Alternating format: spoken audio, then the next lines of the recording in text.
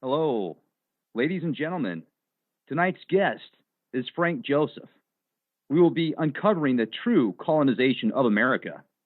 Nominated by Japan's Savant Society as Professor of World Archaeology, Frank Joseph is a veteran scuba diver and participant in hundreds of underwater expeditions off the coast of Africa, in the eastern Mediterranean Sea, the Gulf of Mexico, and Polynesia.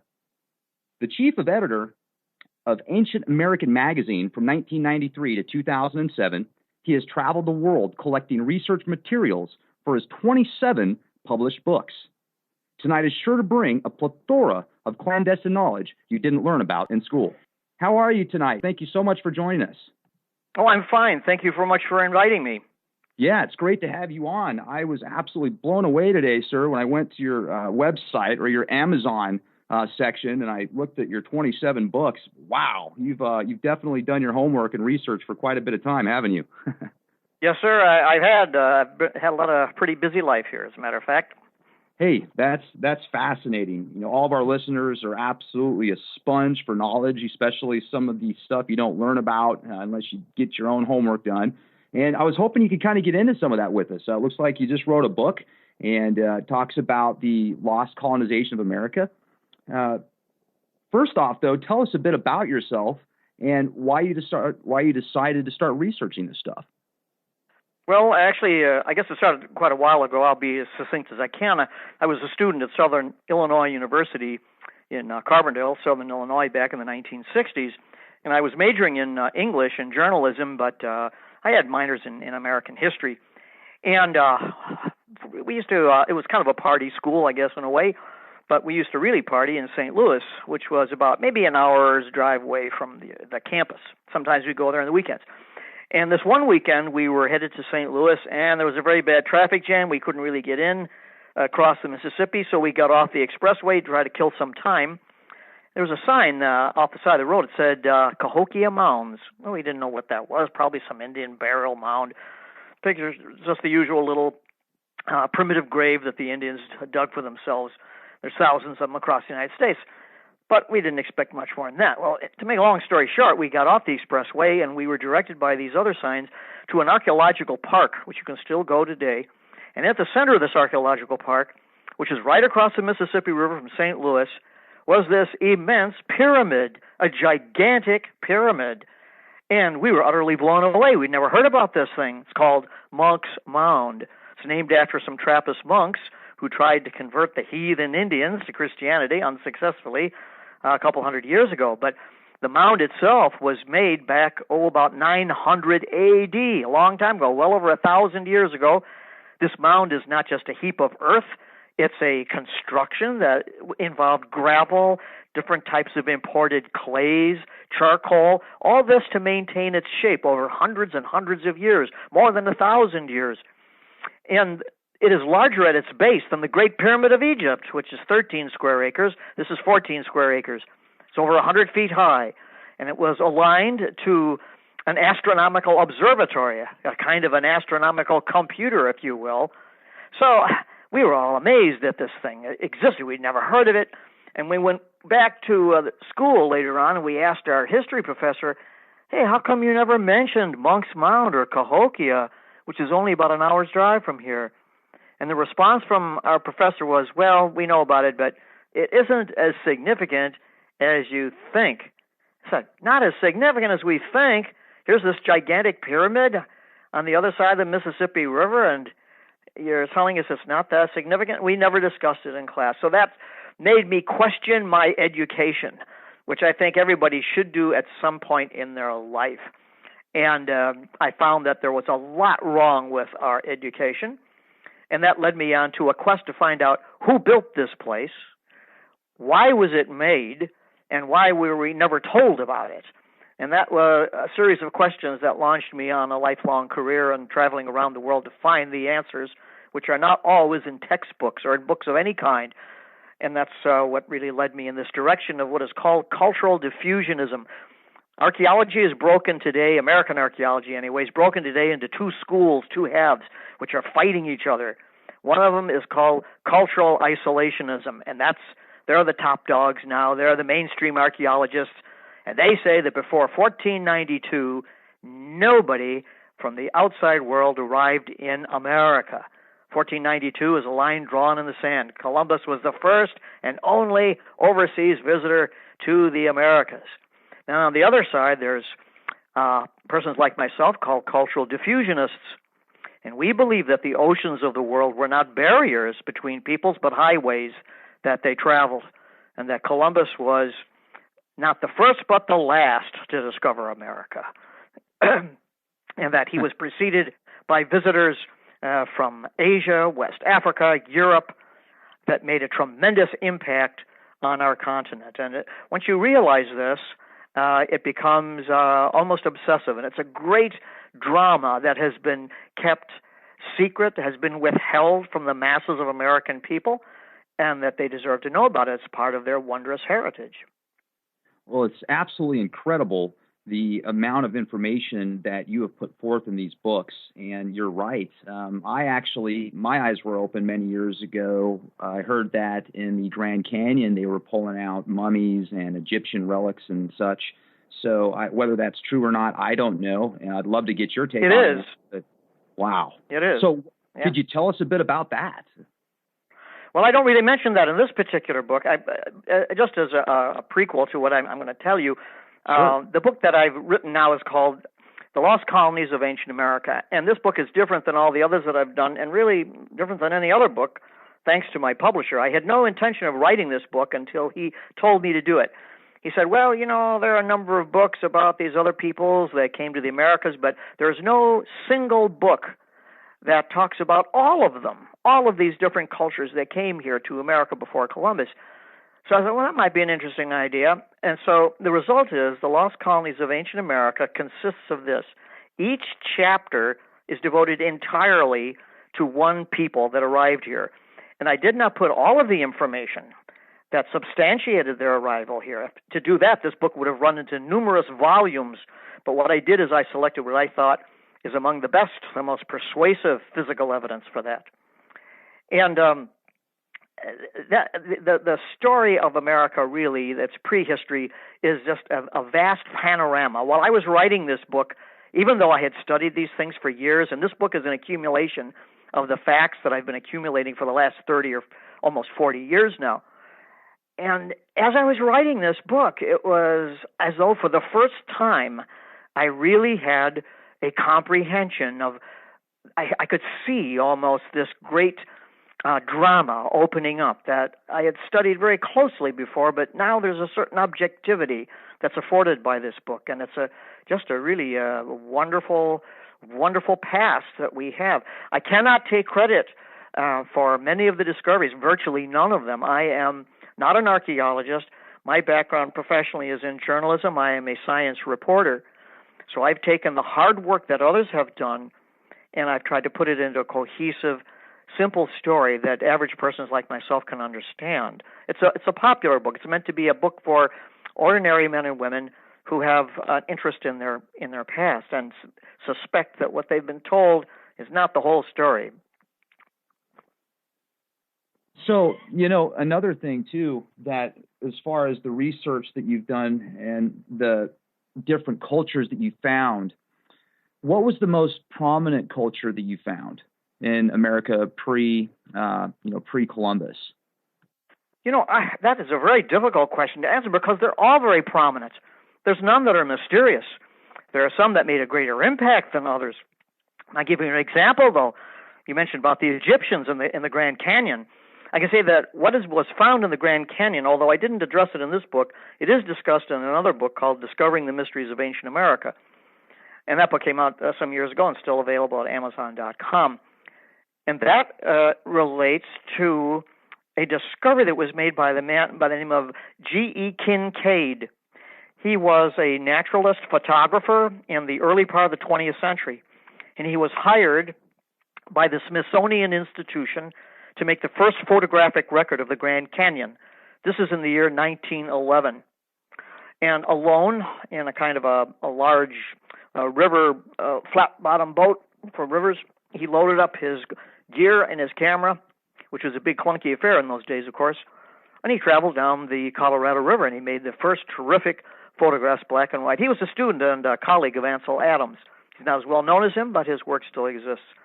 And during the course of this photographic expedition that Kincaid had, he found, as he said, a flight of steps that were carved into the side of a great cliff, and it was in an area that no Indian had even gone into. The Indians regarded certain areas, and still regard certain areas, of the Grand Canyon as taboo. And this area was taboo, and here he found a great flight of steps, he says, going up the side of this cliff, this sloping cliff.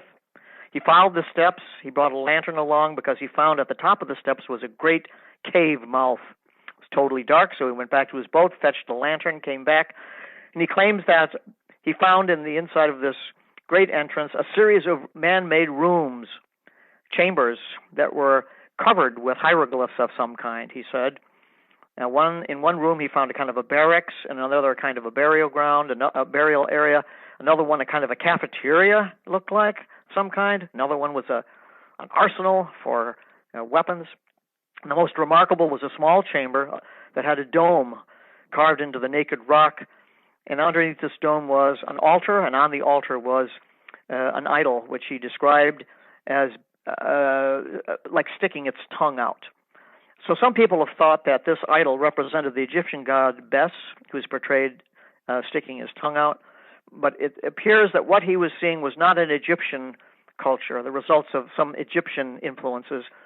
It appears that what he was seeing was something from Southeast Asia, possibly India. The Smithsonian Institution, after he returned and finished his expedition, the Smithsonian Institution launched its own expedition with him in charge. They went back to the place, and they sealed it up with a great iron gate, which is still there to this day. That area is off limits. If you go to that area, we know where it is. When I say we, I mean my colleagues at Ancient American Magazine. But if you go there to this day, or you try to go there to this day, they will not issue you permits, and you are not allowed to go into that area. But some people have snuck into that same area and have found the cave, but have not been able to get inside because the great iron doors that were erected by the Smithsonian, these chains that are hung across it, are still there. So how about that? I mean, talk about a cover-up. Well, we could have a long, dull evening about all of the cultural crimes committed by the Smithsonian Institution, and that's just one of them.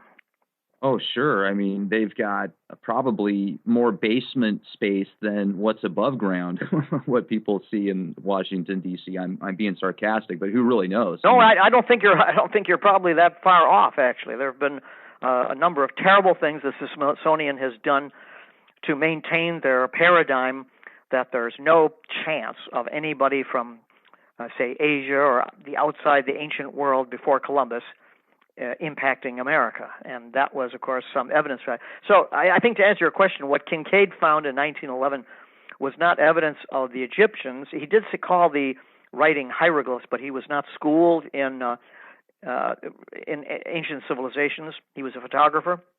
He was not schooled in archaeology at all. But from his description that was published in the newspapers, it would appear that what he did see was impact from Southeast Asia, possibly Bali or India itself. Well, and also when you talked about that relic that was discovered that was possibly Indian, is that around the time, do you think, that the Vedic or the Vedic texts were produced, like 7,000? It's impossible. Yeah, it's impossible to say, unfortunately, because we don't have enough information to know exactly what Kincaid saw. All we have are his newspaper reports. He was very good eyewitness at seeing telling what he saw, but it isn't specific enough for us to know if this was a medieval influence, because we do know that the ancient Hindus had tremendous seafaring capabilities, and that they definitely were here in the Americas during the medieval period. As far as back as the Vedas, now that's, of course, now we're talking about many thousands of years ago. That's possible, but unfortunately, like I say, we just don't know for sure. Okay. So in your book that you put together, I think one of the things you discuss is who the first colonizers were of America. Could you share that with the guests? I believe that the first high civilization, representatives of a high civilization that came to the Americas for the specific act of colonizing America were the Sumerians. And the Sumerians are known as the very first civilizers anywhere. They arose between the Tigris and Euphrates rivers in Mesopotamia, what is today Iraq and Iran, and they created the first city-states. And what's interesting about the Sumerians is they also created the first writing systems. It's known as cuneiform. The name cuneiform comes from the word wedge or wedge writing. What they would do is they had these little clay tablets, and they would impress into the soft clay with these styluses various letters and numerical values. And they used them primarily as receipts or mathematical tablets, sometimes because they were very great astronomers, and sometimes they used them for religious dedications. And there are thousands and thousands of these cuneiform tablets that have survived, and they've all been translated. Remarkably, there have been dozens, at least, possibly hundreds of these Sumerian cuneiform tablets that have been found on the eastern seaboard of the United States and as far west as Ohio. And that these cuneiform tablets have been found by people digging in their gardens. I talk about that a couple of times in my book. The cuneiform tablets that have been found have been translated easily. And all of the tablets that have been translated, that have been found in the United States, are all basically the same. They're mostly dedication tablets for sacrifices. An example of that is probably the most famous of all of these Sumerian tablets was stolen by a U.S. cavalryman in the 1870s from Chief Joseph. Chief Joseph was the head of the Nez Prince Indians, and in the 1870s, when they were defeated by the U.S. cavalry and he was taken captive, a U.S. cavalryman noticed that around the neck of Chief Joseph was a medicine bag. And the cavalryman snatched it from off his neck, and he went through the medicine bag hoping to find something valuable. The only thing he found there were things like mementos, feathers and stones and things like that. There wasn't any gold, but he did find a cuneiform tablet. Now, this is in the 1870s. Nobody could read cuneiform, Sumerian cuneiform, at that time. It wasn't until well after the beginning of the 20th century, the next century, that cuneiform Sumerian tablets could be read. And when this cuneiform tablet was found by this cavalryman, he asked Chief Joseph, he says, "What is this?" And Chief Joseph said, "You are not the first white people that have arrived on the shores of this country. That long ago, other white men came and they treated us much better than you did, and that this is a memento of a white man who arrived here a long time ago, who stayed here and intermarried into my family, and I'm partly related to this man long ago, and this is what he gave my ancestors long ago as a memento." Now, that tablet still exists. It's in Annapolis, the Annapolis Museum. To this day, you can still see it. It's a Chief Joseph tablet. It has been translated only as recently as about 1950, and the tablet just basically said that this is a receipt for a heifer, a kind of a small calf, a cow that's being sacrificed for this woman because she's celebrating her becoming a priestess for the moon goddess. Now, this tablet, which was taken in the 1870s, was completely untranslated, could not be translated back then. So that's one small but very irrevocably persuasive piece of evidence that, in fact, the Sumerians were here. And when you multiply Chief Joseph's Sumerian cuneiform tablet by the dozens that have been found, it amounts to persuasive evidence that the Sumerians were here. This is only a small part of the chapter where I deal with other impact made by the Sumerians. At Corral, for example, in Peru, they created a stone pyramid called a ziggurat. This is a typical type of pyramid that appeared amongst the Sumerian civilizations. So I think that they were the first people that really civilized parts of the New World.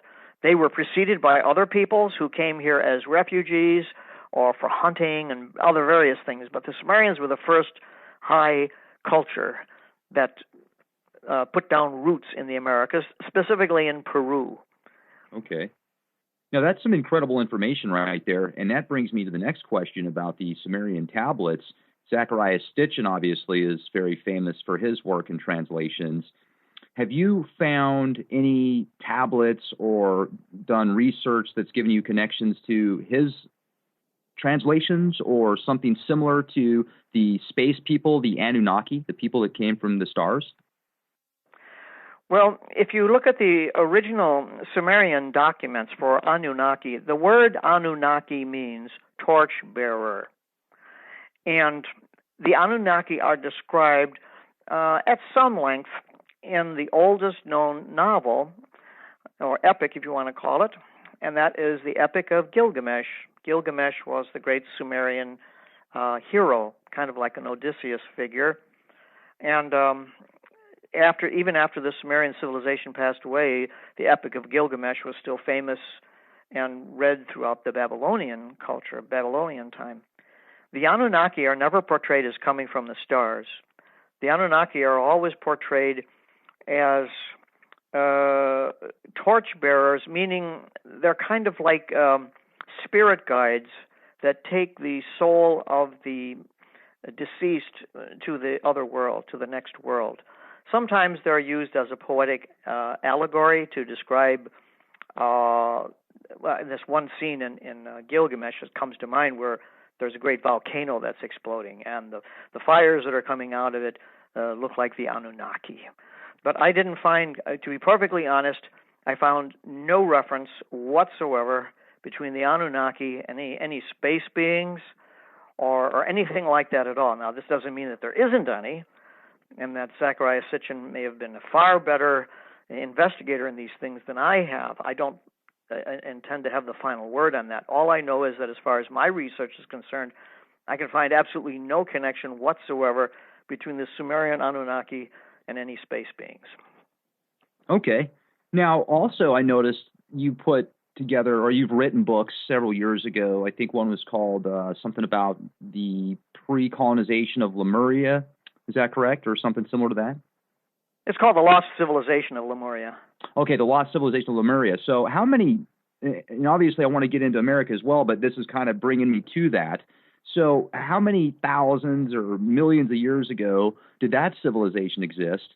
And if so, were these people advanced like like the Sumerians were, or is there a connection there?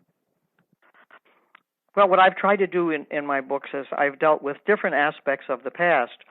In The Lost Colonies of Ancient America, I'm dealing entirely with historic peoples who mainstream and conventional scholars will agree they existed, and the sources that I use are primarily mainstream sources. And then from the mainstream sources, I build in some of the alternative ideas that have and alternative evidence that's come about. So I want combine those two. But my other books have dealt with civilizations which are not as well documented because they are much older. And mankind has been around for a very long time, and yet we're told in our schools that civilization only began very recently, only about 5,000 or 5,500 years ago. There really was nothing that you could call a civilized society before then. I found that to be completely untrue, that civilizations have risen and fallen many times over the past, and that the civilization called Lemuria is just one of many civilizations which flourished even before Sumer, but they suffered natural catastrophes. In the case of Lemuria, for example, they were at the mercy of a tsunami similar to the one that overwhelmed Japan, northern Japan, just a few years ago. The tsunami that overwhelmed Lemuria appears to have been even larger. And for a pre-industrial people to suffer such a natural catastrophe, it's difficult, if not impossible, for them to recover. And that's what's happened. We live on a very dynamic planet, a very geologically unstable world, and we've had whole cities like Pompeii and Herculaneum totally wiped out and reduced to mere legend until they were found by accident. And the same thing has happened to places like Lemuria. Lemuria was a highly advanced society, not so much technologically, although they did have some wonderful technological marvels, to be sure. They were interested in something as advanced as stem cell research. That sounds, what an incredible statement to make, that a people that lived thousands of years ago in the Pacific, their society spanned, I think, from the south central Pacific up into the Indian Ocean, that they would have created and even known or suspected anything like stem cell research. Well, there's evidence that they did. And the evidence is this, that the Lemurians created these stone towers. Some of these stone towers still exist in Hawaii, on Easter Island, and in Japan. And these not very large stone towers, and there's also some in Bolivia I visited. They're called the Towers of Silustani on Lake Titicaca. And these elegant but rather small stone towers were used as repositories for the umbilical cords of mothers. So when a mother gave birth to a child in this society, after birth, after the child was born, the navel string was cut from the infant and from the mother, and then was preserved under its own name in a specific drawer.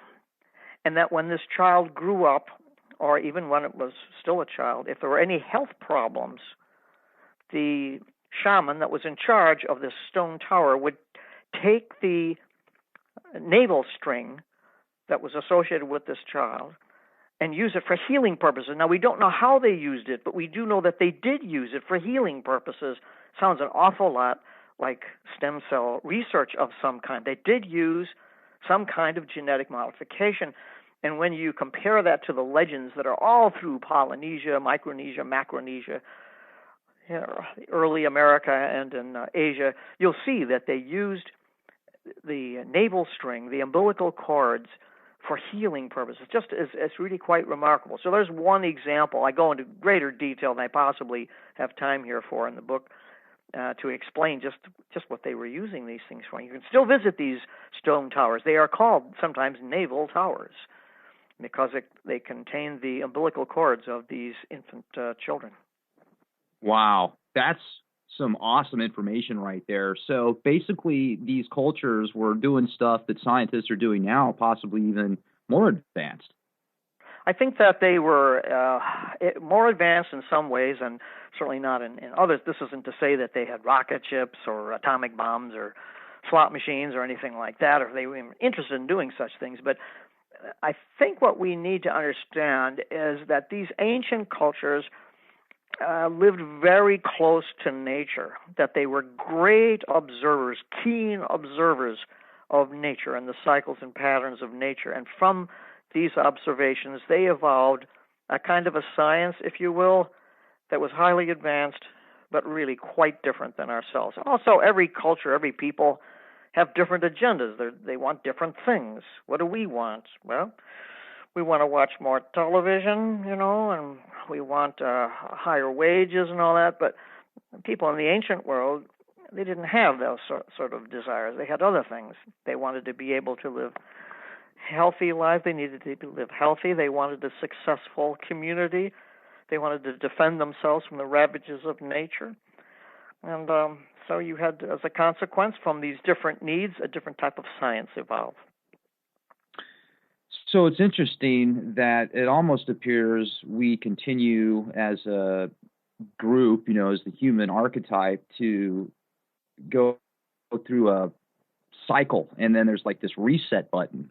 How many thousands of years ago did the Lemurian society exist? How long was it around, and when did it fall, and do you know how it fell?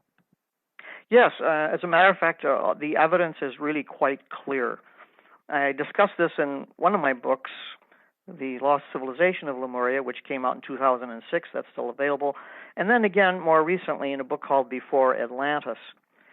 And it begins about 75,000 years ago. Now, the story begins about 75,000 years. This is before Lemuria came into existence. And certainly long before mainstream archaeologists will admit to anything like this. But we have to understand, where was humanity 75,000 years ago? That's important to know. Well, we do know what humanity was 75,000 years ago. through DNA research, we know that the world population of human beings at that time was about 2 million.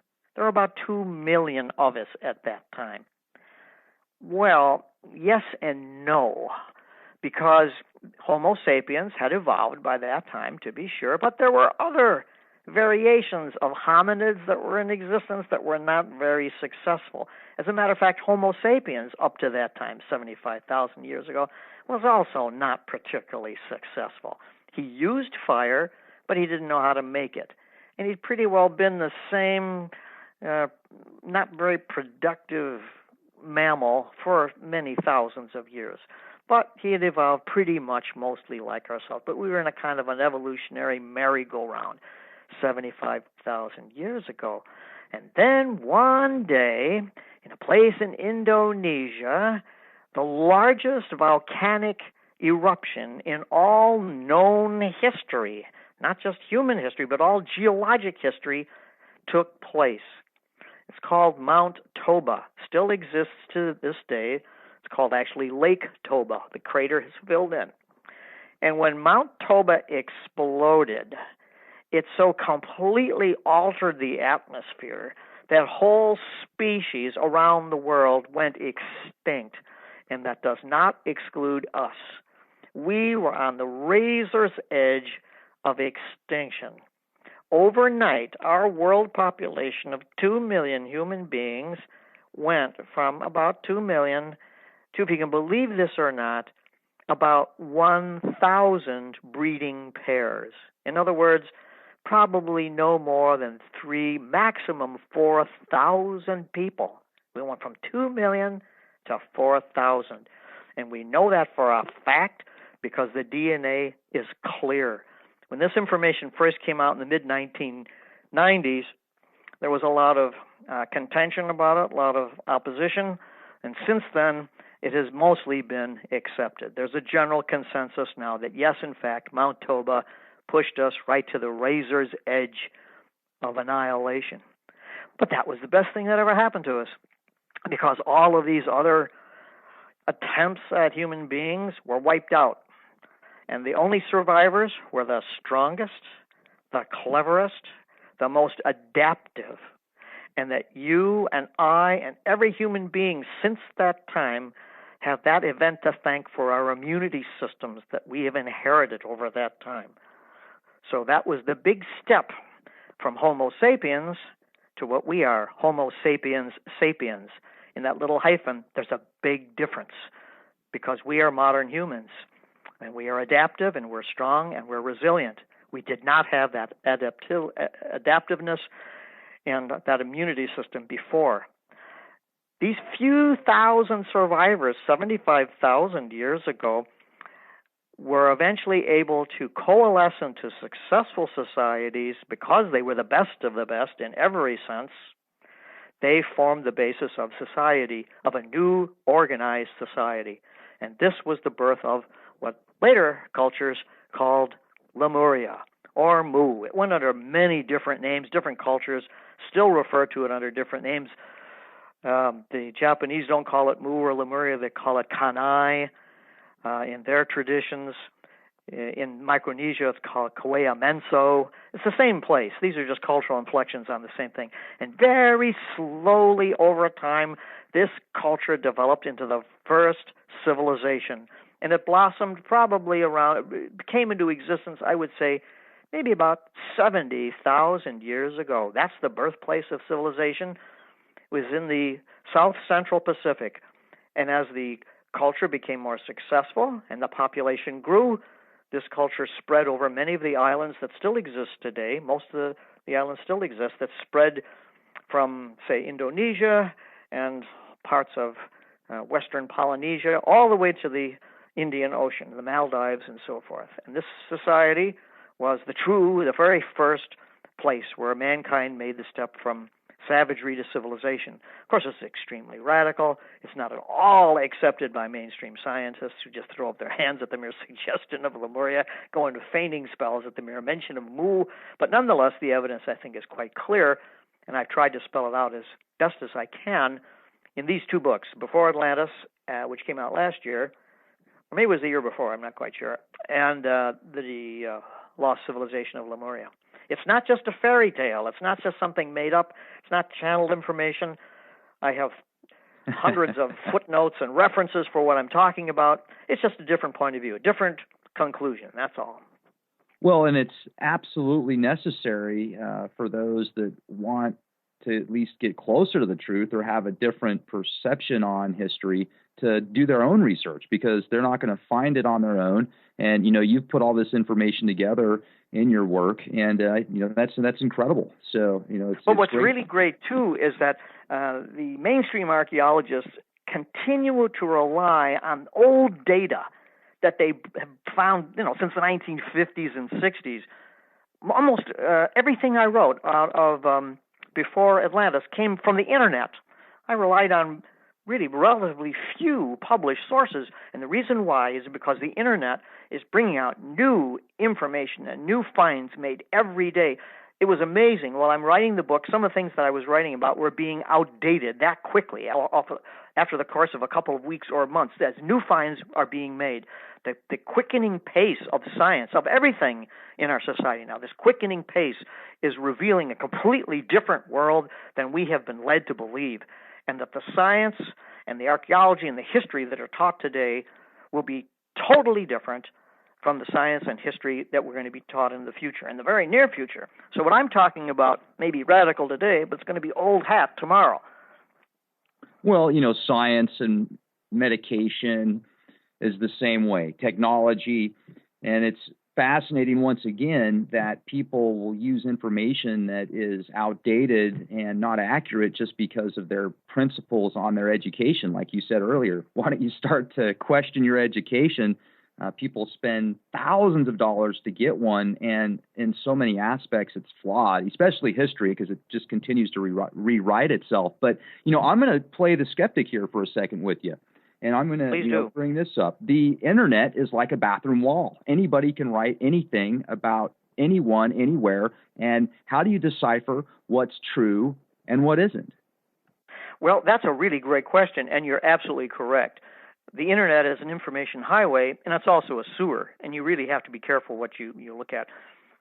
What my sources, for example, are like National Geographic. I'll use them.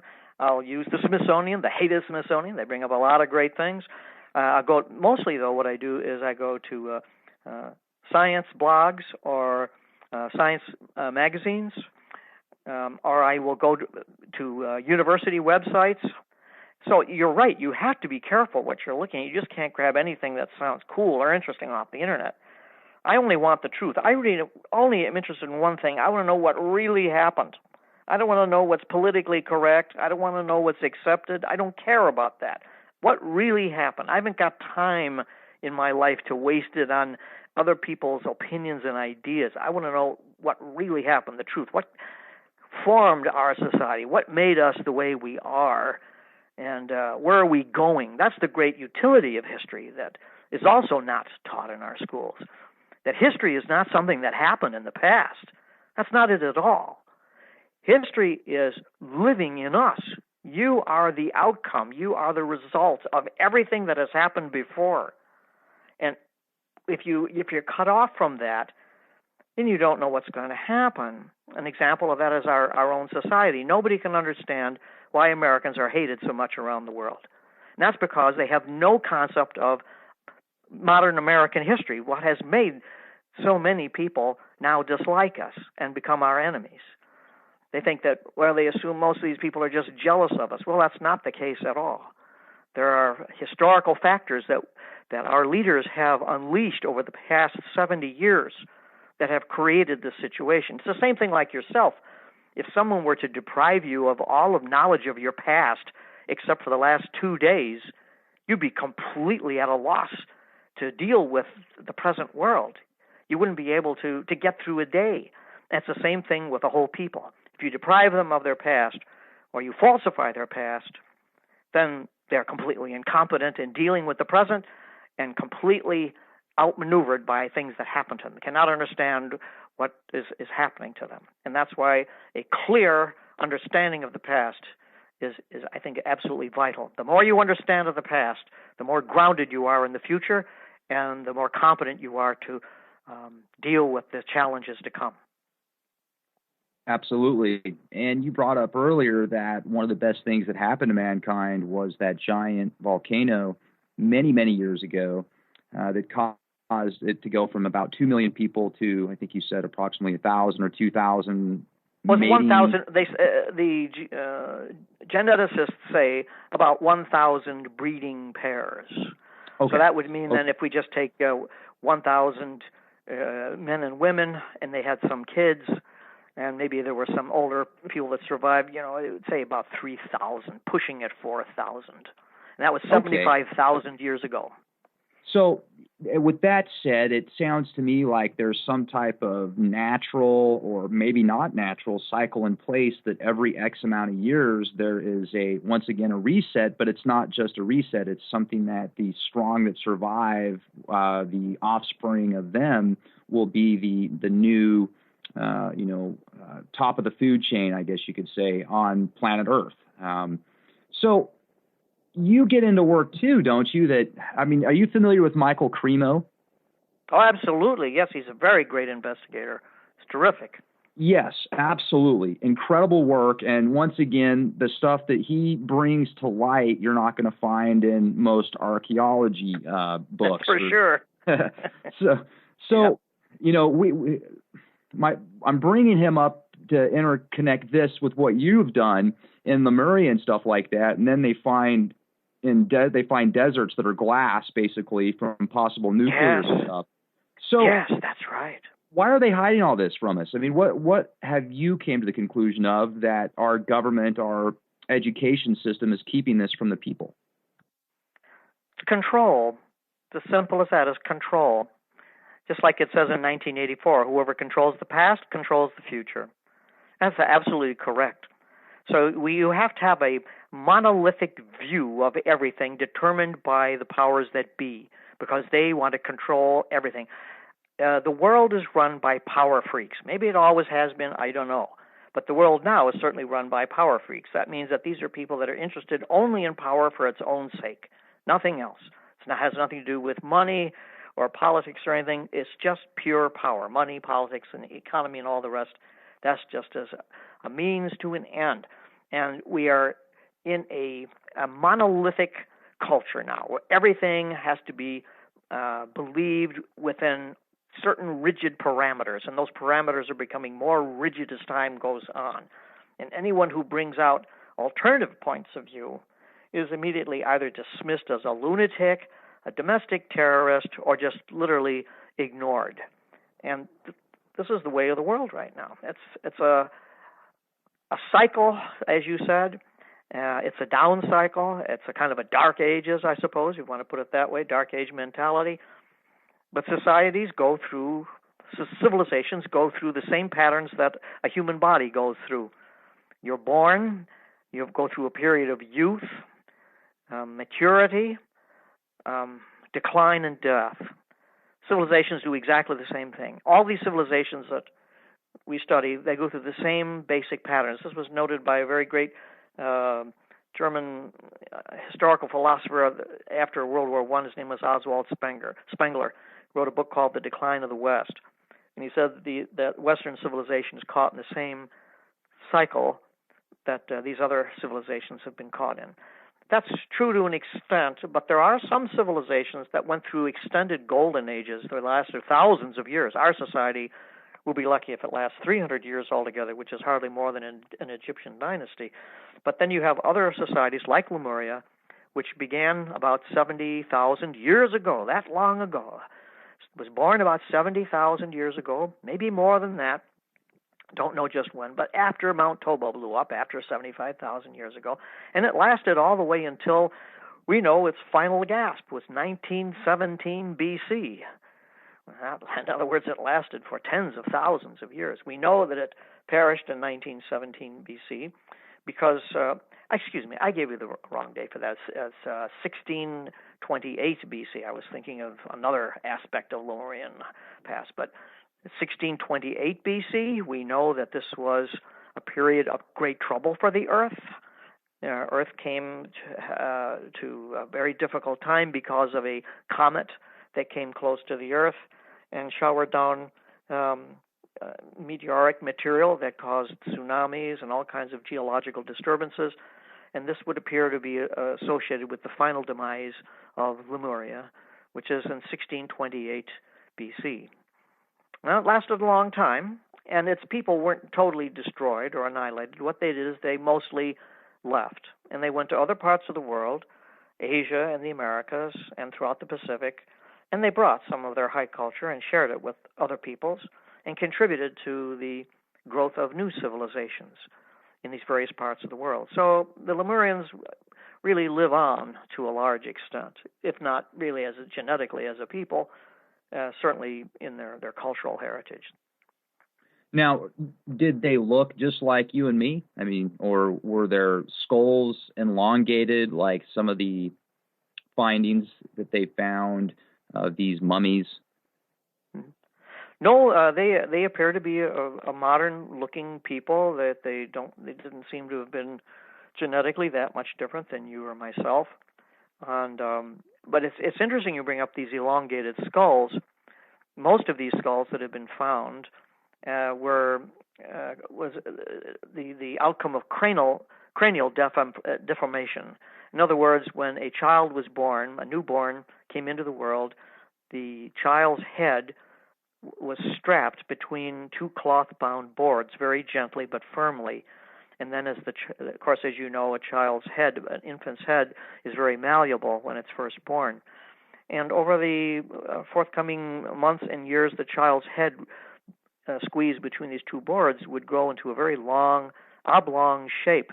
And the reason why this was done was to mark this particular child in life as a member of an aristocracy. The aristocracy in ancient Egypt and in Peru and other places used head deformation as a mark to show that they were physically different than the lower orders of people, the lower classes. And it's kind of interesting, why would the Egyptians have done this, certain Egyptian dynasties, and why would somebody on the other side of the world in Peru do the exact same thing? So that indicates also, or suggests anyway, a connection of some kind. But these people were not born to look this way. They were artificially deformed. Okay, so some people have speculated it could be people from the stars again. Well, you know, I will give you this. It is very peculiar, is it not? It is. Why would an aristocracy want to make their people look physically that different? Why would they? And why would they want to make them look like aliens? Which they did. They would have looked like. If you would have seen one of these people in real life, you would have thought, "My God, this guy is from another world, another planet." You know, what is it that would have caused the ancient Egyptians and the Incas to have made their aristocracy look like what we refer to as aliens? I don't know. I'm not going to, as a scientist, and I do consider myself a true scientist. A true scientist is someone who considers all of the data and doesn't throw it out just because he doesn't happen to like it. So I have everything on the table. And if I'm not overly enthusiastic about an extraterrestrial connection, that doesn't mean I rule it out at all. It just means that I don't know enough about it, that's all. And I'm not critical of anyone else who says that they are able to perceive influences from these civilizations elsewhere. I granted that is entirely possible. I do not rule it out. It just isn't my own narrow field. I haven't come across enough of that to figure into the work I'm doing, that's all. Well, and that's a very respectful position to be as a scientist, and I'm sure all of our listeners would agree with that, or most of them would. And when you talk about these cultures and they have advanced technologies, maybe not back in Lemuria, the Lemurian times, but previously, maybe let's say just a few thousand years ago, were there, or maybe even the Mayans, for example, with the research that you've done, were there like two classes of people? To the sense of, obviously, you've got the aristocratic bloodlines and then the workers, the slave-type people, etc. But were there technologies as well that you have found with some of these higher, I guess you could say, politically higher positions of power, people that had the money and the resources? Well, amongst the Mayas, absolutely. The Maya, they actually had several classes, and the upper class was called the Pili, Pilli. We don't know exactly what that means, literally, but it does apply to the Maya upper class. And they were the rulers, they were the movers and shakers, and then just below them were the Mahuels. And the Mahuels were the brains of the Maya civilization. And boy, were they brains. The mathematics that they were able to come up with was just astounding. Everybody knows, or at least heard about, the Mayan calendar. And the Maya did not invent the calendar, but they developed it to an extremely high degree. Nobody knows who invented the Maya calendar. That was it was inherited from a previous culture known as the Olmecs. And the Olmecs appeared not to have made the calendar either, but also inherited it from a previous people. And each one of these great American civilizations had in turn this calendar and elaborated and perfected it. And its final perfection is handed by the Mayas over time to the Aztecs. And the Aztecs enshrined it in something called the Aztec calendar stone. Very famous, of course. It's this disc that was found about 150 years ago in Mexico City when they were putting a new sewer system in. And this great disk amounts to nothing less than an astronomical computer of incredible sophistication. And the high mathematics involved is just absolutely mind-boggling, especially for a pre-modern people who have made something like this. So there you have one very obvious example of the very high level of technology that the ancients were able to achieve. Certainly the Aztec calendar stone outstripped the mathematics totally of the Spaniards who arrived and overthrew that civilization. Right. And not to mention Chaco Canyon here in America, New Mexico. Oh, that's incredible. So yeah, Chaco Canyon is just an unbelievable place. It doesn't go back that long ago. It goes back a little bit less than 1,000 years ago. But here's this totally unknown people called the Anasazi. And about 1,000 years ago, they wandered out into this most inhospitable area of North America. It's impossible to live there except for a few scattered tribes living a scrub existence. And in this Four Corners area, in this canyon, Chaco Canyon, they erected these immense structures that looked like condominiums, 5 stories high, amounting to something like 130 million bricks per structure. And that this place was made overnight, these buildings, and they are aligned to specific lunar and solar positions with incredible accuracy that we would find today very difficult to do. So, like you say, even here in the continental United States, you're finding great civilizations, and they lost it too, didn't they? They were not able to hang on to their civilization. They also went through a period of terrible decline, and they lost it all terribly. And now they're just ruins. That's the great tragedy of mankind, that man will be able to create these fabulous civilizations and keep them going for some period of time, and then eventually makes tragic mistakes and commits suicide. These civilizations are very rarely destroyed by military events. I mean, Troy is a famous example. Troy, of course, was wiped out by a war, but the vast majority of civilizations commit suicide. They implode, and Chaco Canyon was certainly, the Anasazi was certainly part of a self-destructive pattern that brought their civilization down, and now it's just dusty ruins, where before it was a thriving, great society. People that they were aligned with are even less well known. They're called the Hohokam, tremendously great people. They were not far from Chaco Canyon, and the Hohokam created an irrigation system that was just matchless. It was huge. It was gigantic. It was a modern irrigation system. If you took all of their canals and put them end to end, they would extend from Phoenix, Arizona, to past the Canadian border. And they used a kind of a cement called caliche. They made the desert bloom. And you would think that this society would go on forever, but it didn't. It self-destructed because it it abused certain classes of people, and the classes of people eventually revolted against the upper classes in a very terrible way and pulled the entire thing down. It wasn't good for anybody then. But this is what happens over and over again, whether it's Sumer or Chaco Canyon or the Mayas. Usually people commit the same self-destructive mistakes over and over again. Lemuria does not appear to have been a society like that. Lemuria doesn't seem to have gone through any of these cycles. That's because the Lemurians were very much like today's Tibetan Buddhists. The Lemurians were more interested in the spiritual destiny of a man's soul than how much money he had in his bank account. And they were a spiritually oriented people, like today's Tibetan Buddhists. If you ask the average Tibetan Buddhist, what is the meaning of life? And the meaning of life is to avoid reincarnation, to live such a valuable life that you don't have to go through samsara, or the repetition of souls on earth. So you live a noble and a virtuous life. It would have been similar to the Lemurians, who were interested in the development of the human soul.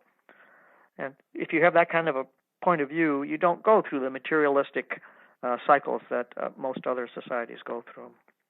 And this could obviously be, this is just a philosophical thought that maybe the Lemurians as a people, the overall archetype did evolve, and that was why maybe something happened to their culture to cause the demise of them, being that they were natural with the earth. They were about balance, it sounds like, not about building giant empires of dirt, as many people are today. So, right. And I guess I'd like to get back to your new work that you put together, and I really appreciate talking about this with us, because this is going to incorporate a lot of, what we're getting into, the overall theme of tonight's show.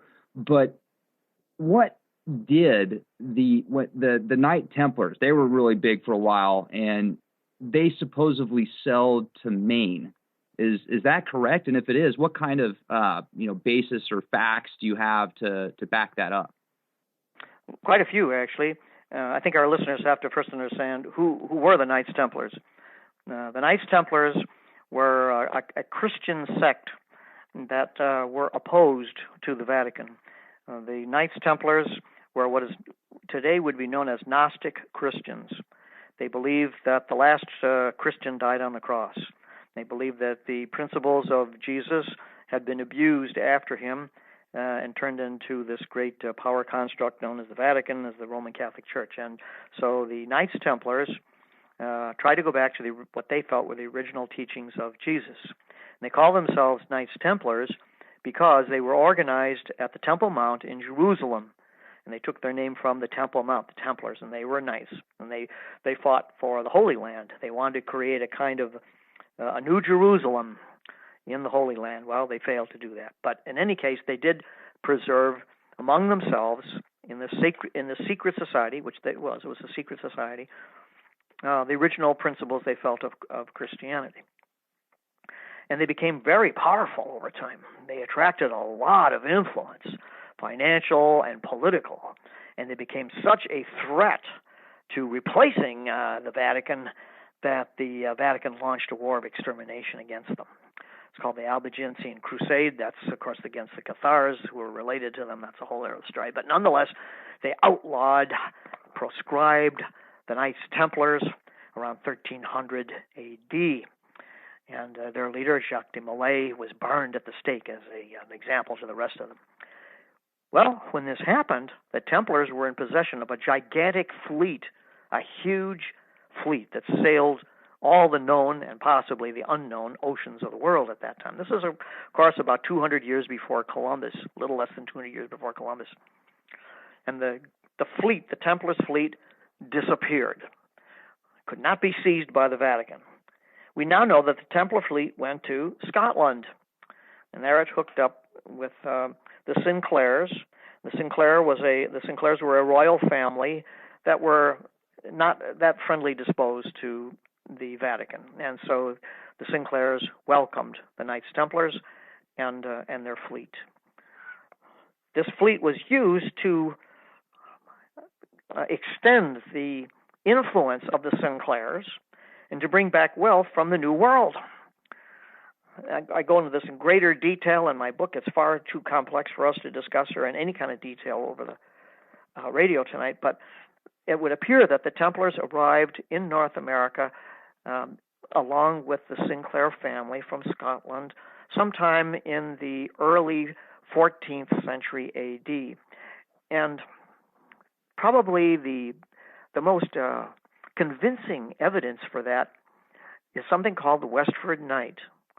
And the Westford Night is this very pale sketch. You can barely make it out today. It's highly eroded, but it's the image of a medieval knight that appears on the side of a large boulder in Massachusetts. And it was found by some of the earliest pilgrims who arrived sometime, I guess, in the late 16th, early 17th century. So it's authentic. There's no doubt that it was not made in modern times, that it's not a hoax of any kind. And this very faint print, which it is today, was in much better shape about 60 years ago when it was photographed and studied. It was eroding then, but images exist to show what it really looked like up until about 1955 or so, 1954. There's a fellow by the name of Frank Glenn who made some of the most accurate, detailed photographic studies of the Westford Night. And when the photographs were taken and copies were sent to experts in Scotland to identify possibly the clothing that's portrayed on this fellow, on this etching, and to understand what kind of a weapon he's holding, looks like some kind of a sword. The information came back that they could identify exactly who this person was. His name was James Gunn, G-U-N. And James Gunn was an officer in the Knights Templar who was a Scottish member of the Knights Templar, was also a member of the Sinclair family, and here he is portrayed on the side of this boulder. Now, not too far, a couple hundred, I say maybe no more than about 100 miles or so from this wonderful portrayal of James Gunn, this Knights Templar in Massachusetts. In Rhode Island, there's something called the Newport Tower. And the Newport Tower is a small, rather crudely built, but nonetheless elegant-looking stone tower on Newport Bay. And it was originally believed to have been built by Benedict Arnold's father. Well, Benedict Arnold's father owned the property, as it turns out, that this Newport Tower is on, but Benedict Arnold's father did not build this tower. And recent studies have shown that the tower is exactly the same as the octagonal-shaped towers that were built by the Knights Templar in the 14th century. And that the alignments, this is interesting, the alignments that are the astronomical alignments that are incorporated into the structure of the Newport Tower are identical to the astronomical alignments at various Templar towers, especially in England. England has some of the greatest survivors of Templar architecture. The work has been done by a fellow by the name of Scott Walter. And Scott Walter has got this great television show now. It's called America Unearthed, and I don't know that he's had that on his program yet, but he spent some years working on the Knights Templars' relationship to the Newport Tower. And in his book called The Hooked X, he makes a very convincing argument that, in fact, it only could be built by the Knights Templar. And there are many other proofs, physical evidence for the Knights Templar having been on the East Coast of the United States, and it's discussed in a whole chapter in its own in my book. Wow, that's incredible. And there's been so many cultures of, the Native American cultures, different tribes. Did they have different records of overseas voyages to their lands before Columbus? They had something much better than that, because they were not a literate people. They did not have a written language. They were like the Druids in England and France. The Druids also did not have a written language. And they believed that to write anything down was profane, and therefore they cultivated human memory. Why is that? Native Americans, because they believed that knowledge was sacred, and that once put down on paper, can be abused and becomes profane.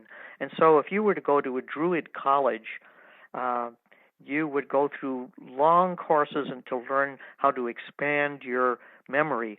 The ancient Hawaiians, and not even ancient, but the Hawaiians up until the time of Captain Cook, I believe, had very similar things where they had speakers. And these speakers could recite the genealogy of their chief, and they would go on for hours, all by pure power of memory.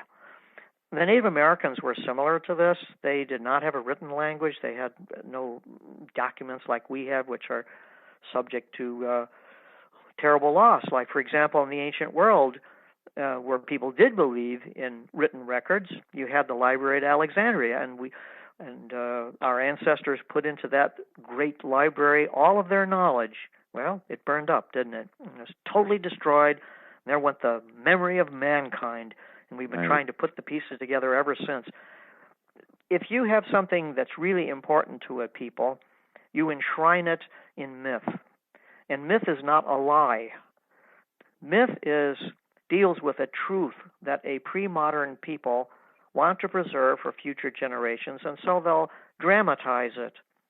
And the myths of the Native Americans are just precisely that. They're not records in the sense that we have data and documents.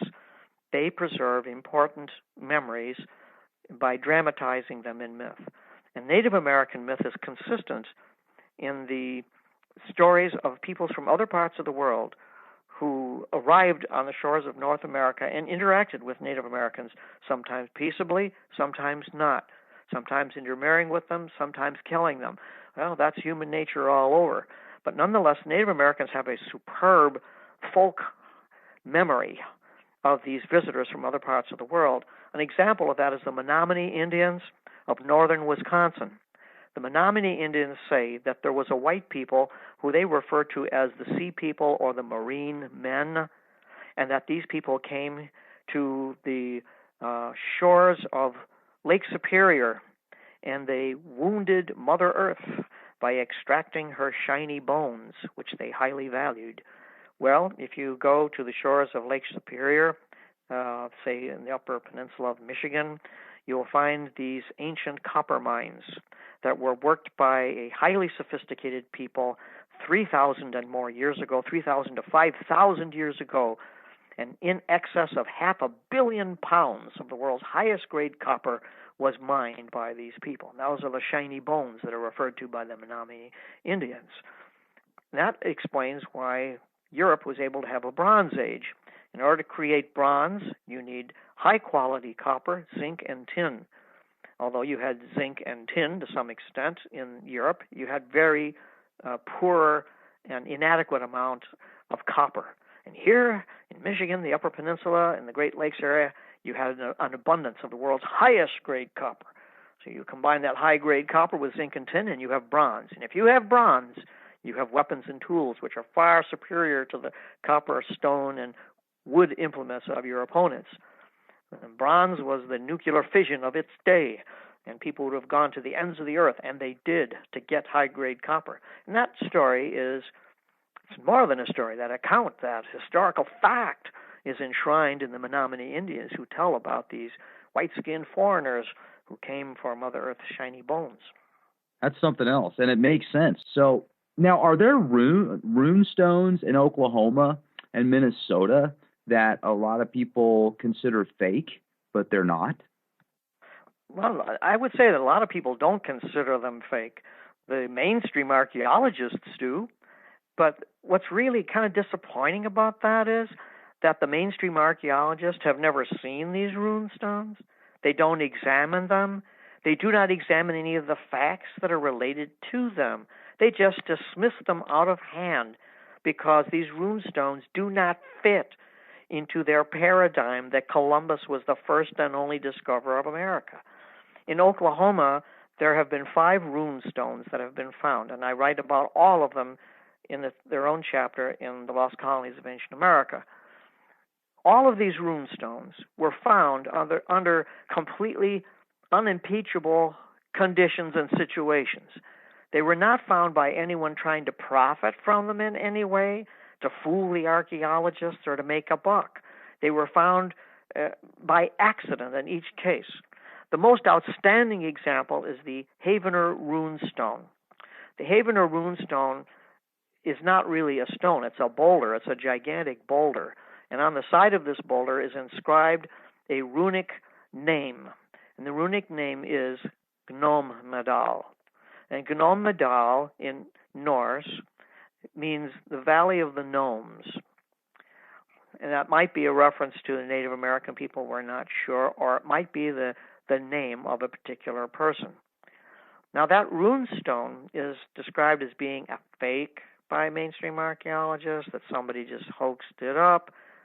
Well, the trouble with that is that the Native Americans controlled that area of Oklahoma just before the Civil War. In other words, no white man was allowed into this particular area. It was set aside as a reservation, and no white man had ever been in there. Well, the Native Americans knew about that runestone. Can you see the Oklahoma Indians carving runes? I don't see that as too, in order to fool archaeologists or make a buck. That doesn't fit somehow.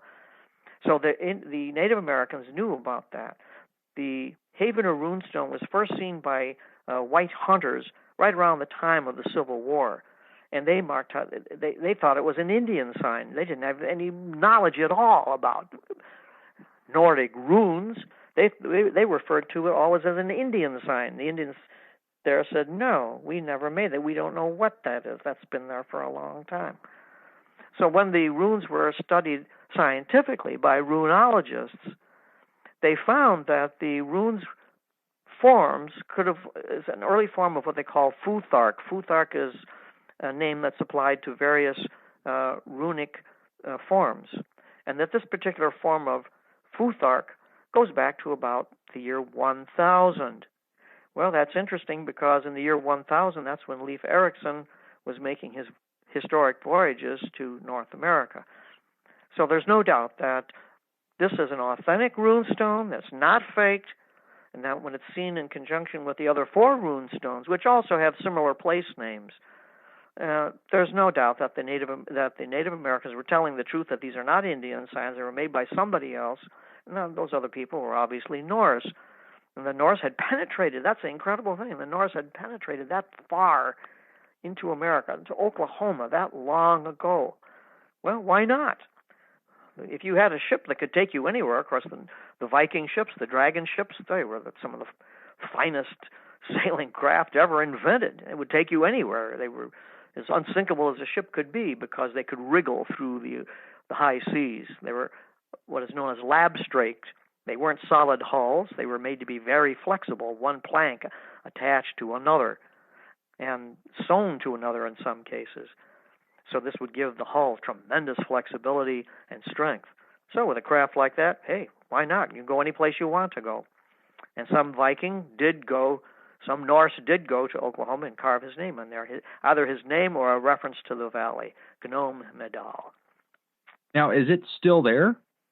Yes, it is. As a matter of fact, it is a park that the state of Oklahoma was convinced by a wonderful gal by the name of Gloria Farley, who fought the archaeologists for decades, who wanted to just destroy it or completely ignore it. And she was able to put on her case for the authenticity of the Gnome Medal inscription to such an extent that the state of Oklahoma granted its protection. And you can go there to this day and to Havener, Oklahoma, and you can see the Havener runestone. It's protected behind a plexiglass front, and you can see it. Yeah, very nice, very nice. So if it's okay, maybe I could get into another book that you put together called Before Atlantis, 20 Million Years of Human and Pre-Human Cultures. Sure, I'd be glad to discuss that. Now, that is absolutely fascinating, getting into something that's, 4, 5, 10, 20 million years old. I read an article about a perfect glass brick wall that had almost mirror-like bricks that was discovered in coal deposits that are approximately 100 million years old under the earth. Now, I don't know how it got there, what it is, who built it, But tell us some, just amazing things that you have learned that would make somebody just go, wow, unbelievable. It is. It's unbelievable. These objects, like this glass wall that you've described, can only have been placed where they were found by one of two ways. There is either some kind of they are either modern, in other words, they're only maybe 100 years old or more, and they have somehow got into these deep deposits through geological processes which are not understood. That's possible, but highly unlikely, because when these things like this glass wall and there's another one is a hammer, for example, that was found in deposits that are millions of years old that are undisturbed. That's the thing. These deposits are undisturbed. The stratigraphy is not moved. So these things are either somehow filtered down through geological forces that are unknown, that's unlikely, or else they were built by human hands millions of years ago. Well, what does this mean? Well, the mainstream scientists tell us, for example, that the very first human beings in America arrived here no more than 12 to 15,000 years ago, maximum. As a matter of fact, we're told that the first and only human beings that arrived in the Americas came from Siberia, across a land bridge. And they wandered across this land bridge maybe 15,000 years ago, and they stayed in Alaska for thousands of years, and then eventually they trickled down into what is now the continental United States, maybe 12, 15,000 years ago at the very earliest, not before then. And that all Native Americans are descended just from these people that crossed from Siberia. They're all Siberians, right? Well, in 1970, a gal by the name of Virginia Steen McGintyre was called in. She is a professional, university-trained archaeologist, and beyond that, she is a world-class expert in dating materials that have been burned by fire. And archaeologists in 1970 found an old campfire outside of Mexico City. And they didn't know how old this campfire was. They knew it was made by human beings and it was really old, but they didn't know how old it was. They figured, it could go back maybe 10,000 years. That's a long time. So they called in Virginia, and she studied the remains of this campfire site. And they found things like, bones of certain animals that had been butchered at the site and that had been cooked, and other remains of people that had been there. And so for the next several years, she and her colleagues did their testing, and they found that the campfire site was older than they were willing to admit. So they retested everything, and the results came up the same. And the results, when they were released, created quite an upset situation, because she was able to determine that this campfire site was 250,000 years old, 250,000 years old. Well, her colleagues reviewed all her work and found that she had done everything impeccably correct, and that her results were 100% correct. And for this, she was literally booted out of Mexico. Her materials were confiscated by the Mexican authorities, and she was literally drummed out of the profession.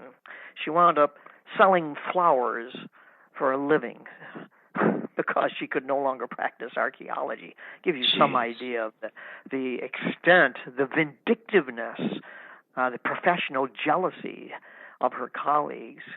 About 15 years later, another campfire site was found north of Mexico City. Virginia's was found west.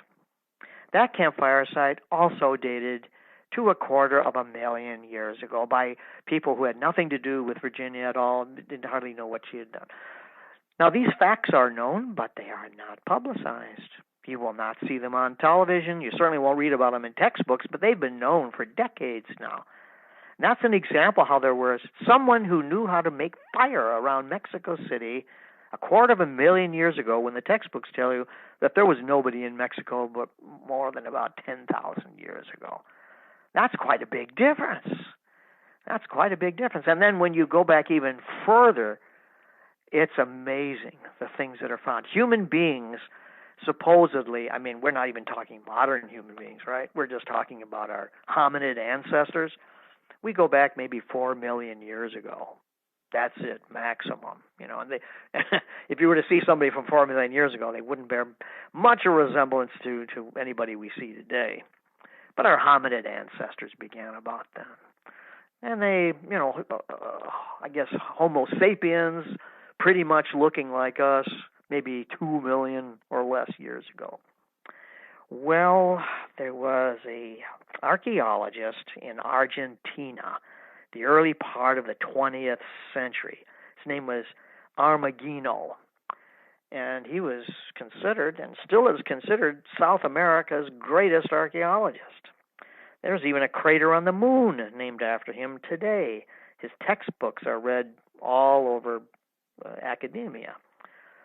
And Armagino made a discovery on the shores of Argentina that was beyond criticism at the time. No one has commented on since, hardly anybody, except people like Michael Cremo and myself. And Armagino found evidence for tool making now, not just for human beings, but for tool making. So in other words, human beings that knew what they were doing, like, proto-civilized people. Tool making, my friend, that goes back 20 million years. And this wasn't just one or two tools. It was an entire tool industry that Armagino uncovered on the shores of Argentina. 20 million years. And supposedly, human beings didn't even begin until 4 million years ago. Here we're talking 20 million years. How is that possible? Did he make a mistake? Could he have erred somehow? Well, no, because others before and since him have also found toolkits on the shores of Argentina that date back to about 20 million years. And that dating is clear because it's in the geological record. It's found now, I think they've found at least 4 or 5 different sites in Argentina, and the geological dating is all the same. What are we to make of such a thing?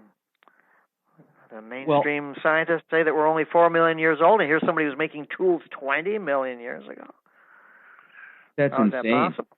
It's insane. So do you think that could be possibly time travel? Or do you think that it's actually, there were people around at that time that were using tools maybe even 20 million years before that? What's interesting, too, is Armagino's tools were made out of quartzite. And that, if you use tools out of quartzite, that's considered diagnostic of a pretty sophisticated tool maker. I mean, not just crummy stones that are blocked out, in a rough hammer shape. If you're working with quartzite, because that takes some finesse, and they were flaked, and they were beautifully done. As far as time travel and all that, as a true scientist, you can't throw anything out, nothing, any of the evidence that comes to your table. And I can tell you this through experience, that I've had certain pieces of information have come to me that I've totally rejected. This is ridiculous, I can't possibly use this, and I throw it out. And then years later, oh my God, that piece of evidence was valid after all. Where is it? I have to go after it now. So you can't really, as a true scientist, you have to consider everything fairly, the most fantastic of them all and the most obvious in front of you. But you have to be selective. What works for you now? As far as time travel is concerned, I don't know, it's possible. But I think maybe more possible is that human beings have evolved several times, and that we have come into existence and gone out of existence. And that what we are now, we trace back to about 4 million years ago. But there were other human beings who evolved much earlier, rose to certain levels of social being, and then something happened, and that they became extinct. We ourselves came very close to extinction 75,000 years ago. I mean, we were poised on the brink. We could have gone any which way, and nature wouldn't have cared a rap. Many species come and go. There are more gone species than there are species here now. And we're no exception to that whatsoever. So I think that it's possible. My theory is, and it's only a theory, but it's the only one that I can get my head around, is that these objects that you discussed and so forth, they represent human beings who have been around and evolved long before ourselves. Another piece of information that tends to show that are the footprints that are found amongst dinosaur footprints. And they've been found not only in the United States, they've also been found in Russia and other parts of the world. So it isn't just like some fluke, but there have been human footprints found walking. A human being was walking along a river bank in the company of dinosaurs. That's 65 million years ago. If it was only one instance of this, I would say, it's just some anomaly of some kind, to be explained. But no, it's been found in several places in the world. So I think, yes, I think human beings have... We're not talking about the same human beings that we are and that these people that existed 20 or 65 million years ago. I think that the human type has evolved and gone extinct several times. Which, could also bring the possibility of some of these paintings, these cave paintings that are, I think there's one in France that's 27,000 years old of these, yes, like astronauts. Yes, that's correct, yeah. So yeah, you have to wonder why is all this. These cave paintings are incredibly sophisticated. They are not crude. They're modern works of art, and yet they're obsessed with the sky. You have to wonder, why is that? I mean, there's a lot of other things to be obsessed about. Why the obsession with the? For example, at Lascaux, that's the most famous of all of the cave paintings. They go back about maybe 20,000 years ago, not quite 20,000 years ago. And it turns out that all these representations of bison and aurochs and all these other animals and so on, they're constellations. They're representations of the sky. And here it is, hundreds of feet below the surface of the earth, deep in these caves, total darkness. And then there's these representations of the Pleiades, and what is all that about? I have to, so I can't dismiss any of this at all. I really can't. And there are stories of myths, not just stories, but there are myths of what it might be contacts with other people that are outside of our realm of existence here. It's entirely possible. Like I said, I'm too ignorant of these things for me to speak authoritatively on them. I can only talk about what I know or what I think I know. And I don't know, but I don't rule any of it out. Look at this. We send a spacecraft to Mars, and it goes to Mars, and it walks around, and it takes soil samples, and makes all kinds of noises and everything else, and that's completely acceptable. Well, we send a probe to Mars. It does all this. Well, why couldn't somebody else do the same thing to us? I mean, it seems unimaginable that somebody else would send a probe here, land, and take soil samples. I mean, turnabout is fair play, right? I mean, what's good for the goose is good for the gander, Or could it also be possibly, like you said before, we're predating human-like history to 20 million years, and it's as if, there's these evolutionary cycles where people get killed off, only a select amount live, and then they rebuild some type of evolution. Maybe it could be our ancestors in the past. Something happened on the earth. They left. They came back. And the people that were, at the time on Earth looked at them like, gods or people from other planets. Who knows? I mean, obviously that's all in the realm of speculation. But, and that kind of brings me to the next thing. You were talking about the Knights Templars and how they were Gnostic Christians, and how the Great Tower of Alexandria was burned down with all that knowledge and information many years ago. So a lot of our history we have lost. And being Gnostics, have you done much research into the Nag Hammadi treaties, which were the Gnostic texts of Christianity back in the day? Yeah, it's really fascinating. Of course, they only came to light in 1947, and these Gnostic texts were made by a group of people that are descended from the same group that made them. They're called the Copts, C-O-P-T-S. They're a Christian sect in Egypt today. And I got a chance to know a couple of Coptic Christians when I was over there some years ago. And their version of Christianity is different than Catholicism or Protestantism or any other form of Christianity. They like to go back to the original, what they feel are the original concepts that Jesus taught, which are kind of different. Their concepts are that you don't need a priest or a pope or a church or anything like that at all, really. One of the lines from the Nag Hammadi text, or the Gospel according to Thomas, as it's referred to as, is that where Jesus is quoted as saying, they ask him, what about the kingdom? Somebody asks Jesus, what is the kingdom of God? Where is it? Where and when will it come? And he says, the kingdom of God is spread upon the earth and no man sees it. So what that means, of course, is that there's a bit of self-reliance going on here, So and this is basically what the Templars took on. See, the reason why the Templars became Gnostics is because when they came to Jerusalem, it would appear that they found certain texts, like the Nag Hammadi texts, that kind of undercut Vatican Christianity. And as a consequence, they adopted this Gnostic cult of their own, which was the cult of the Knights Templar. And then after they got whacked, another group very similar to them, they're actually closely related to them, were the Cathars, and they kept going with the concept of Christian Gnosticism, which is apparently what Jesus was. Jesus, apparently, according to these texts, was not interested in founding a church to the extent that there were buildings and holdings and statues and all that involved.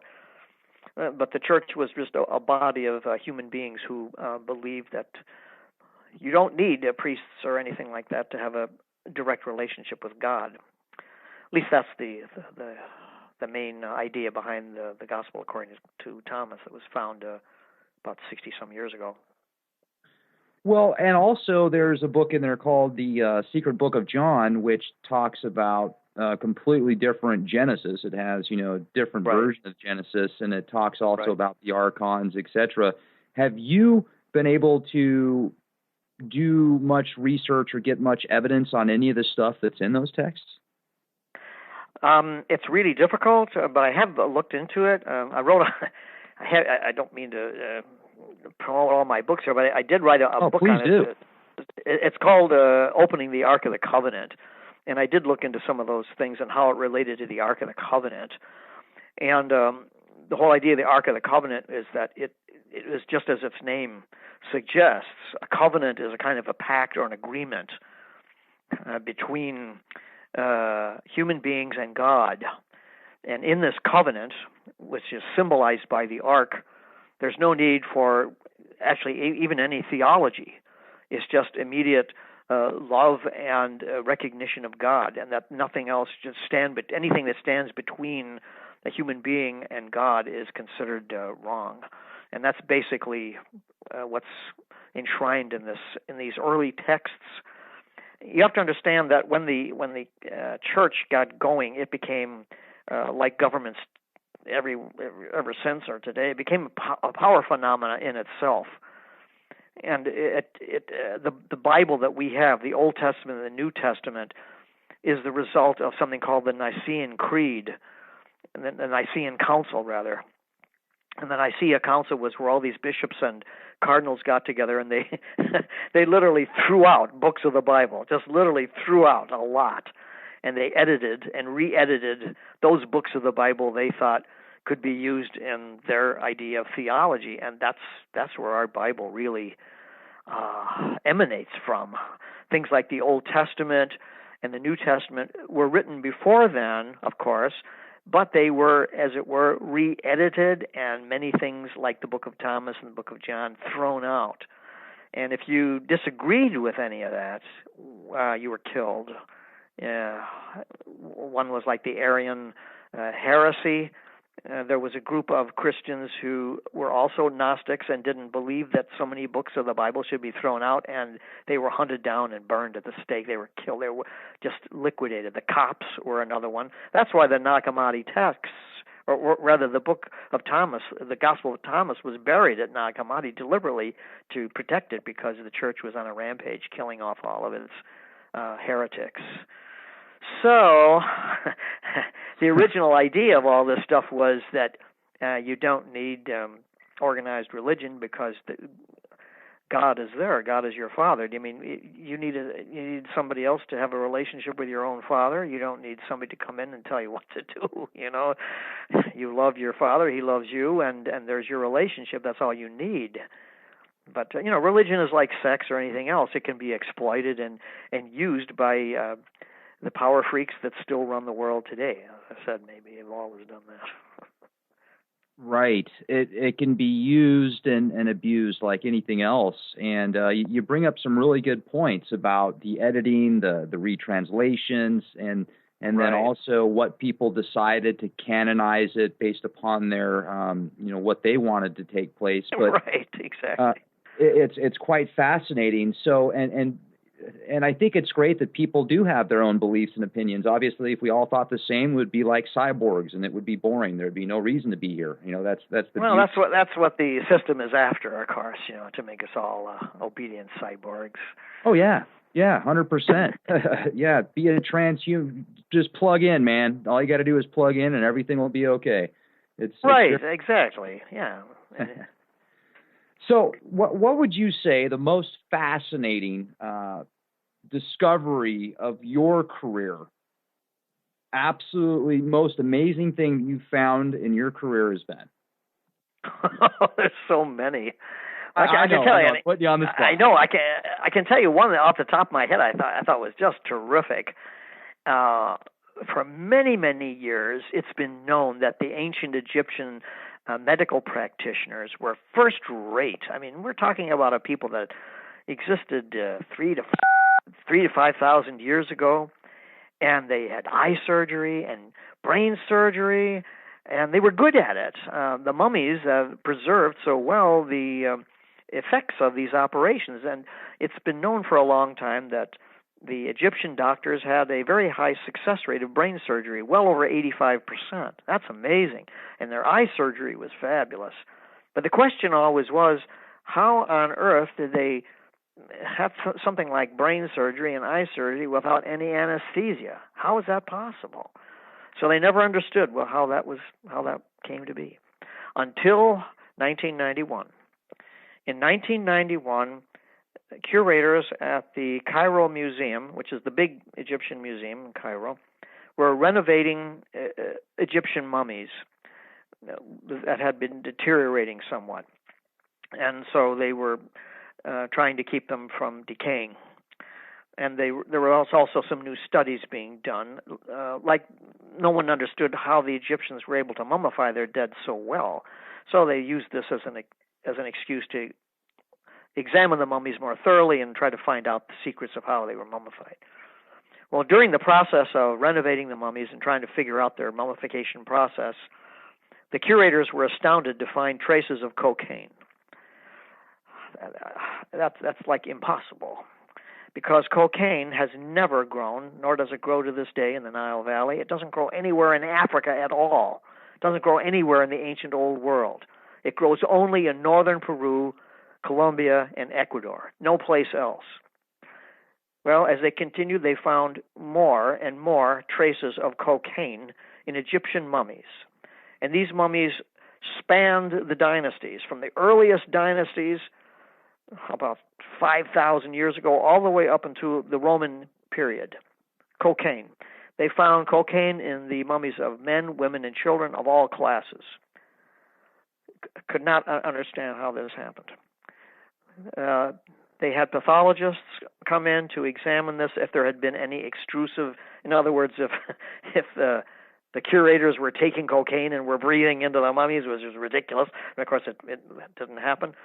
Then they had paleobotanists involved over the course of time, and it was determined beyond a shadow of a doubt that the ancient Egyptians had imported cocaine from South America, that the Egyptians came to South America, the ancient Egyptians, specifically for cocaine. And they needed cocaine because they made it in the medical practitioners made it in their mixtures for an anesthesia, and it's because of the presence in the cocaine that they were able to have their highly successful brain and eye operations. Now, since this discovery was made in the early 1990s, and it was debated all through the 90s, it was only until about 97 or 98 that the investigators had excluded all other conceivable possibilities did they determine that this was cocaine that had been raised in South America. So here you have unequivocal proof that the Egyptians came to the Americas not just as castaways, but came here deliberately for a very specific purpose. This is the thing that I think really impressed me when I was putting the book together, and it's not. I take no credit for it at all, but it's interesting, the results, and that is that these various ancient peoples, whether they were Sumerians or Egyptians or Templars, they all came to the Americas for different agendas. They came here for different reasons, and they were very similar to today's modern corporations. Today you have industrial secrets, you have industrial espionage. One corporation will very jealously guard its own particular industrial secrets from its competitor. And I think that's exactly what the ancient world was involved in when it came to America. America then, as now, was a place of great natural wealth, and they wanted monopolies on that wealth so that their competitor kingdoms or nations, not nations, kingdoms, wouldn't be able to muscle in on their monopolies. That is the reason why, one of the contributing reasons why most people don't know about these ancients who came here, because the ancients themselves wanted it secret. The Egyptians did not want others to know the secret of their medical practitioners. When the Sumerians came here, they did not want their competitors to know where they were getting cotton. That's what they mostly came for. The Sumerians loved cotton. They could not raise it in Mesopotamia. It would not grow there. They had to import it at very great expense from India. Indian manufacturers charged them an arm and a leg for cotton. So that's why they came to Peru. We do know that this ziggurat, the Sumerian ziggurat, which is in Corral, Peru, was the center of cotton production. So that's the reason why they came here. And that's the reason why these peoples kept these things secret. And when the ancient world collapsed, when it fell, those secrets were lost. And it was up to Columbus to try to piece together the tiny fragments of knowledge from the ancient world so that he was able to launch his own discovery of America. None of this, by the way, detracts from Columbus at all. He was a very great man. What he did is he went to America based on virtually nothing. He had heard legends and rumors about the ancients having come here, but he did not know anything more than that because that information was lost with the collapse of the Greco-Roman world.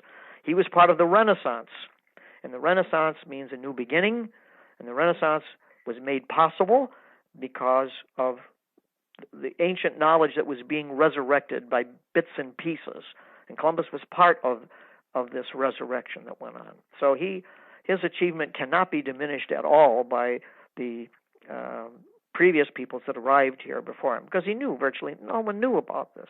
And the ancients have really no one but themselves to blame that this knowledge became lost because they did not share it publicly. They wanted their monopolies for the goods that they got here, like the copper miners. They didn't want to share that copper with anybody.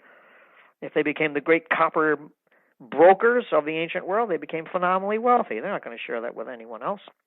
All right. Well, I really appreciate you coming on here tonight with us. I mean, this has just been a plethora of information. What would you like to share with our audience before we say goodnight?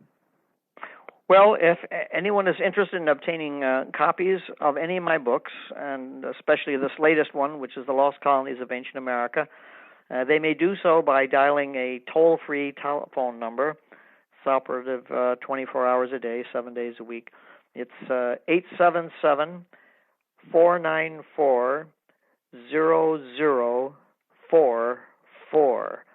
And if they want any additional information online, I have a website that I'm still connected with. It's www.ancientamerican.com. That's all one word, lowercase, ancientamerican.com, and it has a number of my books on other things related to what we're speaking about this evening.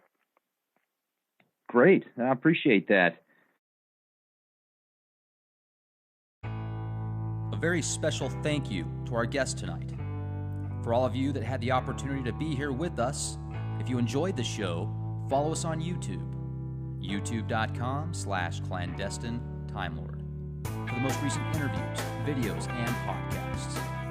Or you can check us out on the World Wide Web, www.leakproject.com. Would you like to be a guest on our show? Do you have information that the world needs to see and hear? Send us an email, guestbookings@leakproject.com. Thank you, everybody. This is Rex Bear with Leak Project. Stay safe and be the change you want to see. Good night.